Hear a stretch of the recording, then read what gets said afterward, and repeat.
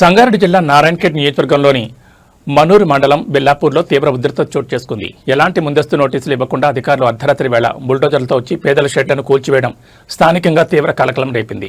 స్థానిక కాంగ్రెస్ ఎమ్మెల్యే సంజీవ్ రెడ్డి ఒత్తిడితోనే అధికారులు ఈ దౌర్జన్యానికి పాల్పడ్డారని బాధితులు బీఆర్ఎస్ శ్రేణులు తీవ్రంగా ఆరోపిస్తున్నాయి. గత బీఆర్ఎస్ ప్రభుత్వంలో మాజీ ఎమ్మెల్యే భూపాల్ రెడ్డి చొరవతో నిరుపేదలకు ప్రభుత్వ భూమిలో పట్టాలు పంపిణీ చేశారు.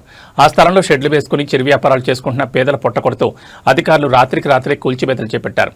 విషయం తెలిసిన వెంటనే బీఆర్ఎస్ నియోజకవర్గ ఇన్ఛార్జ్ మాజీ ఎమ్మెల్యే భూపాల్ రెడ్డి బెల్లాపూర్ గ్రామాన్ని సందర్శించి కూల్చివేసిన స్థలాన్ని క్షేత్రస్థాయిలో పరిశీలించారు. అధికారుల ఎమ్మెల్యే వైఖరిని తీవ్రంగా ఖండించిన భూపాల్ రెడ్డి బాధితులు స్థానిక ప్రజలతో కలిసి ప్రధాన రహదారిపై బైఠాయించి ధర్నా రాస్తారోకో నిర్వహించారు.